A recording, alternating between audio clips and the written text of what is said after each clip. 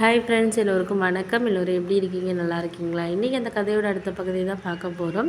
அதுக்கு முன்னாடி நீங்கள் செய்ய வேண்டிய விஷயம் என்ன அப்படின்னு கேட்டிங்கன்னா, மறக்காமல் நம்ம சேனலை சப்ஸ்கிரைப் பண்ணிக்கோங்க. கீழே இருக்க பெல் பட்டனையும் கிளிக் பண்ணுங்கள்.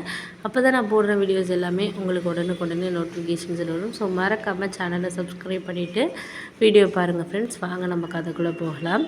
அதுக்குள்ளே அப்புறம் நான் அச்சித்திகிட்ட கேட்டுகிட்டே இருந்தோன்னே அவங்களே சரி ஓகே, நான் உங்ககிட்ட சொல்கிறேன். ஆனால் இதை நீ அம்மாக்கிட்டேயோ இல்லை உங்கள் அண்ணன்கிட்ட அண்ணிக்கிட்ட யாருக்கிட்டையும் இதை பற்றி நீ எந்த விஷயமும் கேட்டுக்கக்கூடாது, இதை அப்படியே நீ விட்டுறணும் அப்படின்னோடனே, என்ன விஷயம் எதாக இருந்தாலும் சொல்லுங்கள் அப்படின்னோடனே, ஒன்றும் இல்லைம்மா, இது மாதிரி உனக்கே தெரியாத விஷயம் இல்லை. உங்கள் அண்ணனும் அண்ணியும் ஒரே கம்பெனியில் தான் வேலை பார்க்குறாங்க.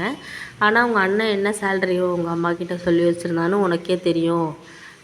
அவனுக்கு 20,000 சம்பளம், ஒய்ஃபுக்கு 20,000 சம்பளம், 40,000 தான் சம்பளம்.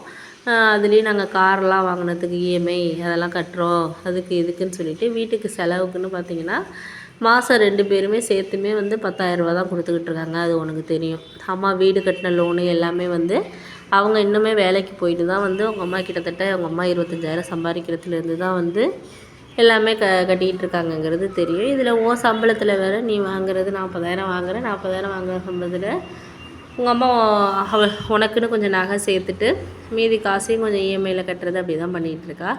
ஆனால் இப்போது போன வருஷத்தில் உங்கள் அண்ணனும் அண்ணியும் சேர்ந்து ஒரு இடமே வாங்கியிருக்காங்க. இடம் வாங்கி உங்கள் அண்ணி பேரில் ரிஜிஸ்ட்ரேஷனும் பண்ணியிருக்காங்க.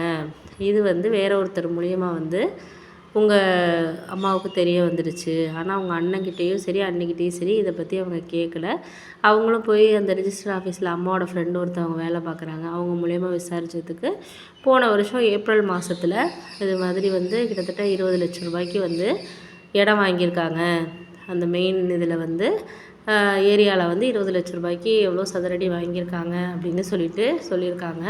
இது அம்மாவுக்கும் தெரியாது, உங்கள் வீட்டில் யாருக்குமே இது தெரியாது. உங்கள் அண்ணனும் அண்ணியும் அதுக்கப்புறம் அம்மா என்ன பண்ணியிருக்காங்கன்னா, சம்பளம் எவ்வளோ அப்படிங்கிறத விசாரிக்கிறதுக்காக உங்கள் அண்ணனோட ஃப்ரெண்டுக்கிட்ட போய் தெரியாமல் பேசியிருக்காங்க. அவனும் ரமேஷ் தெரியும்ல உனக்கு, அவன் அண்ணனோட ஒன்றா தானே வேலை பார்க்குறான், அவன்கிட்ட விசாரித்தா தெரியுங்கிறதுக்கு அப்புறம் தான் தெரிஞ்சிருக்கு. உங்கள் அண்ணனுக்கு 50,000 சம்பளம், உங்கள் அண்ணிக்கு 40,000 சம்பளம், மொத்தம் 90,000 வாங்குகிறாங்க. அதை வாங்கி தான் சேர்த்து தான் இப்போ 2 வருஷமாக சேர்த்து தான் இந்த இடம் வாங்கியிருக்காங்க அப்படிங்கிறது தெரிஞ்சிருக்கு. இது அம்மாக்கிட்ட ஒரு வார்த்தை கூட அதை சொல்லவே இல்லை. அம்மா தானே இஎம்ஐ கட்டிக்கிட்டு இருக்காங்க. அதனால் அம்மா இதை வெளிப்படையாக கேட்டுக்கலை. இது மாதிரி நீ இடம் வாங்கியிருக்க அதனால தான் அப்படிங்கிற மாதிரி கேட்டுக்காம அம்மா என்ன பண்ணிட்டாங்கன்னா, இனிமேல் நீங்களே லோன் முடிஞ்சால் கட்டுங்கப்பா, எங்களாலெல்லாம் கட்ட முடியாது அப்படிங்கிற மாதிரி அம்மா சொல்லிட்டாங்க. அதனால் அவங்க அண்ணன் என்ன சொல்லிட்டாங்கன்னா, நான் யாருமே இந்த வீட்டில் இல்லை, என்னாலெல்லாம் இஎம்ஐலாம் கட்ட முடியாது அப்படின்னோடனே, சரி ஓகே அப்படின்னு சொல்லிவிட்டு அம்மா நீ வீட்டை விட்டு போகிறதுனா போய்க்கலாம் அப்படிங்கிற மாதிரி சொல்லிட்டாங்க.